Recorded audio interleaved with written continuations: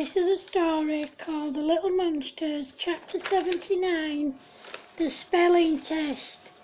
The kids are having their English lesson with Mrs. Applejack when she announces that in the next English lesson there will be a spelling test.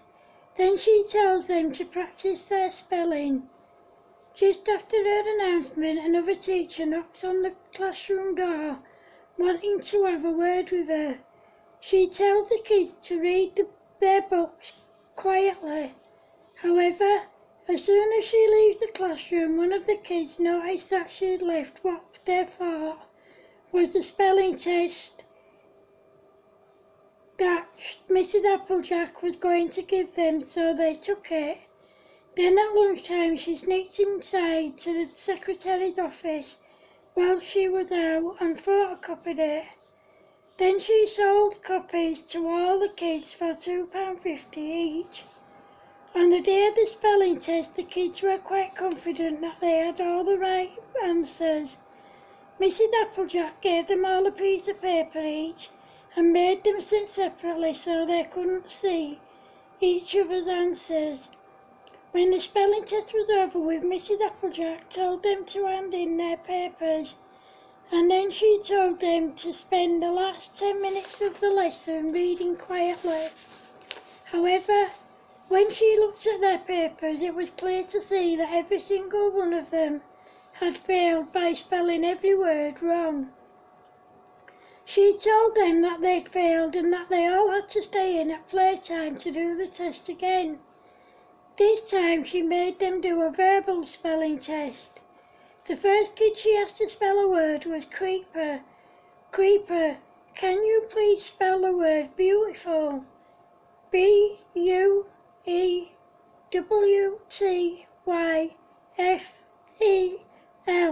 answered Creeper. Oh dear, said Mrs. Applejack. Then she asked Joanne Strawberry. Joanne Strawberry, please will you spell the word butterfly? B-O-T-A-E-F-L-E,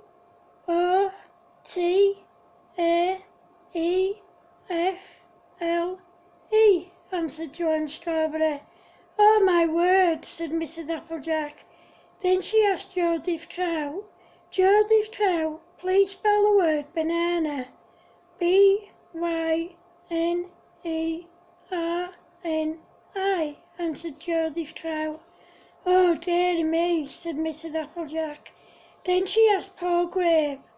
Paul Grape, please spell the word paper chain. P-I-T-E-R-S-Y-N-E,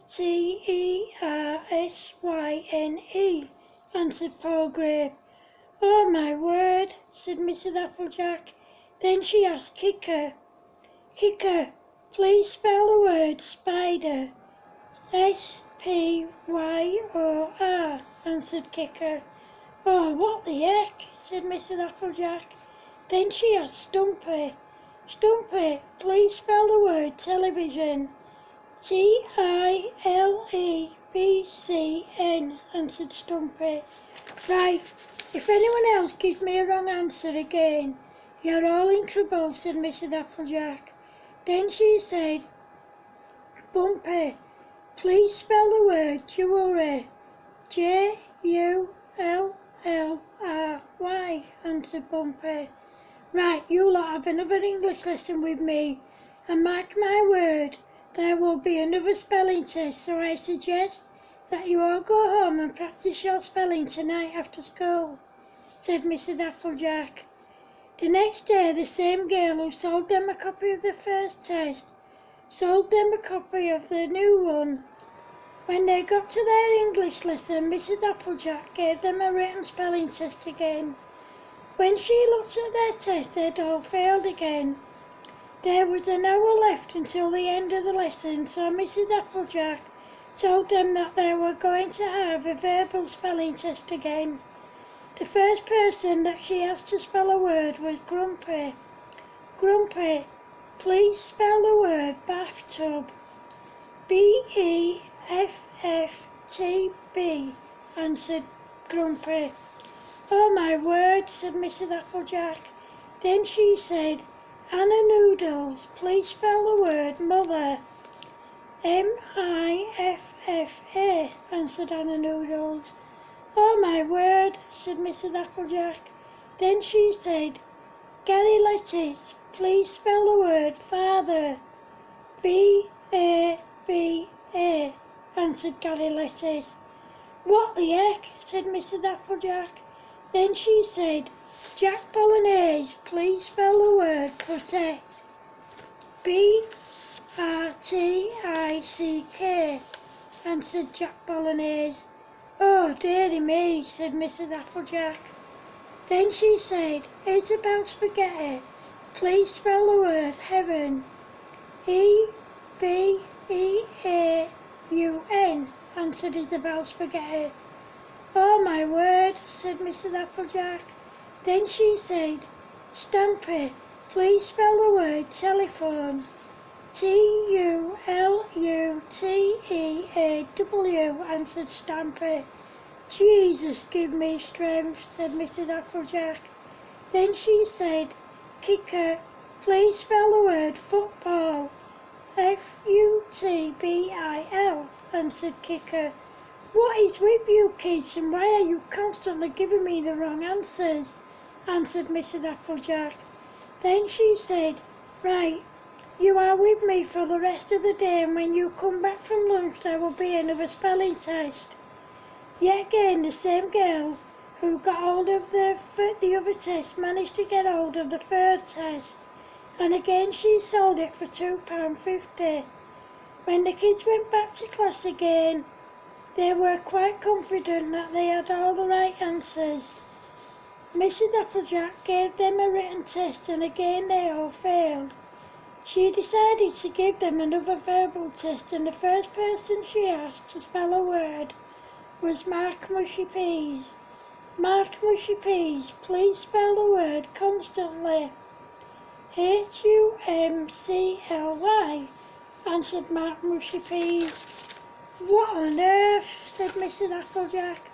Then she said, "Jonathan Pork Pie, please spell the word obviously." "O-B-E-A-S-L-Y-E," answered Jonathan Pork Pie. "Oh, my word," said Mrs. Applejack. Then she said, "James Sausage, please spell the word forever." "F-E-A-U-V-R," answered James Sausage. "Oh, my lord," said Mrs. Applejack.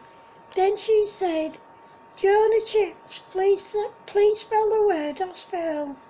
"O-C-T-P-U-L," answered Jonah Chips. "Oh dear," said Mrs. Applejack. Then she said, "Mary Cucumber, please spell the word doctor." "D-U-T-E-R-E," answered Mary Cucumber. "Oh my God," said Mrs. Applejack. Then she said, "Jane Tomato, please spell the word supermarket." "Z-A-P-O-M-E-K-I-T-E," answered Jane Tomato. "Right, I've had enough of you kids. I'm going to ask one more person to spell something. If you spell it wrong, then you're all in trouble." "Bumpy, please spell the word shopping," said Mrs. Applejack. "C-S-O-P-E-N-G," answered Bumpy. "Right, I want to know where you kids are getting these answers from," said Mrs. Applejack. No one answered, so Mrs. Applejack said, "Someone answer me at once."